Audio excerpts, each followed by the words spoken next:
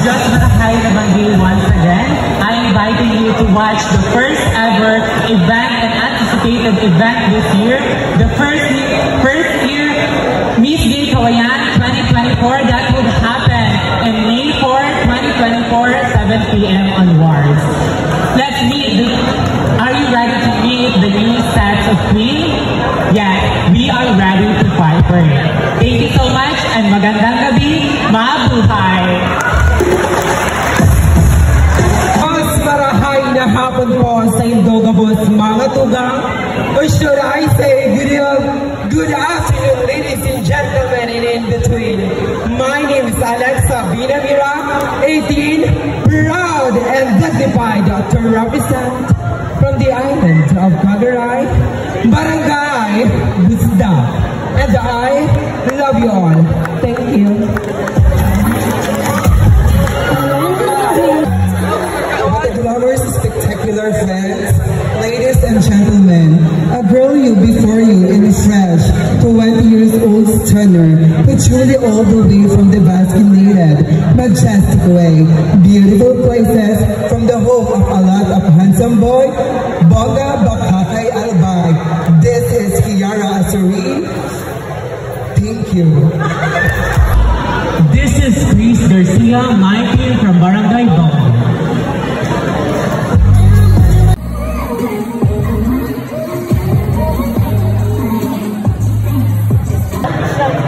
This is Caroline Ayala, proud to represent Barangay Ulo.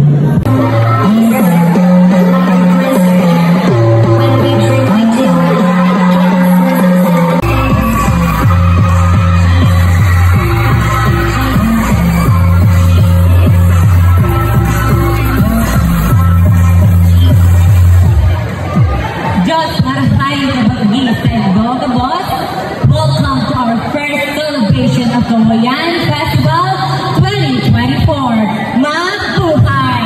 This is Ra Amalia Marina David, 20, proud to represent. I will never say goodbye. Hindi makakayagay!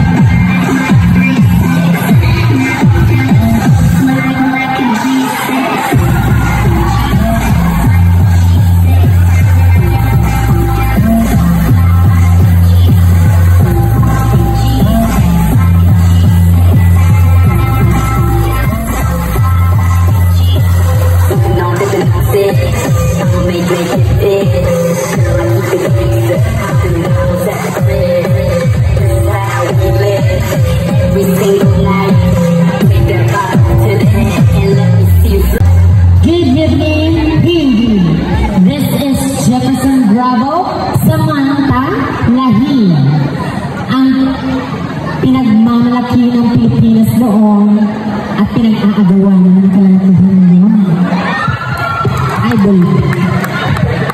I am 26 years old stunner, proud and dignified to represent the Monkey Island or Barangay Manalo. Thank you very much.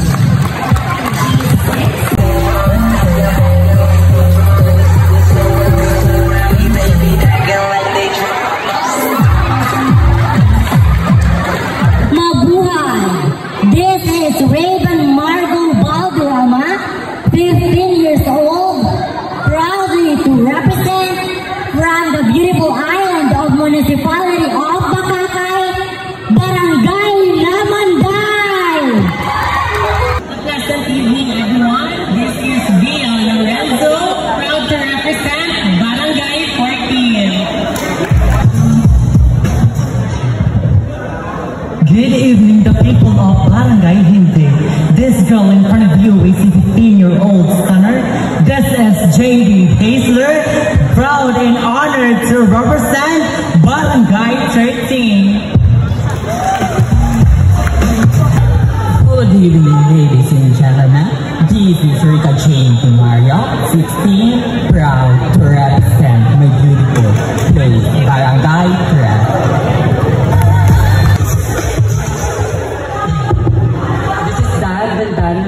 Tito Ramos, 16, Barangay 1.